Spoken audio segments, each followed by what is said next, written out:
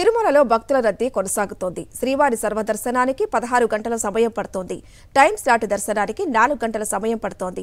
నిన్న శ్రీవారిని 81,744 మంది భక్తులు దర్శించుకున్నారు. నిన్న శ్రీవారి హుండీ 3.34 కోట్ల రూపాయల ఆదాయం వచ్చింది. మరింత సమాచారం మా ప్రతినిధి ప్రసాద్ అందిస్తారు. ప్రసాద్, ప్రస్తుతం భక్తుల రద్దీ ఏ విధంగా ఉంది అక్కడ? తిరుమలలో భక్తుల రద్దీ గత వారం రోజులుగా కొనసాగుతూనే ఉంది. విద్యార్థులకు సెలవు దినాలు పూర్తి కావడంతో శ్రీవారిని దర్శించుకోవడానికి అధిక సంఖ్యలో భక్తులు తిరుమలకు వస్తున్నారు.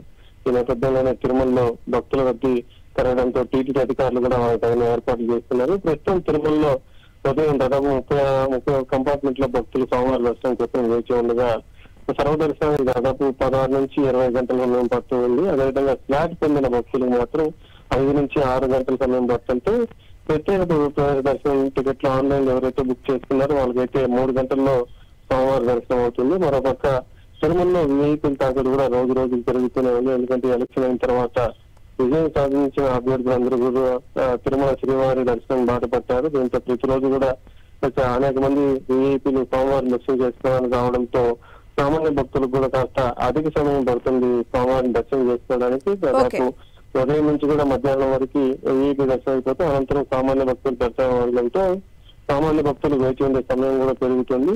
ఈ సెలవులు కూడా ముగిస్తాయి. విద్యార్థులకి పాఠశాలలు కూడా ప్రారంభమయ్యాయి.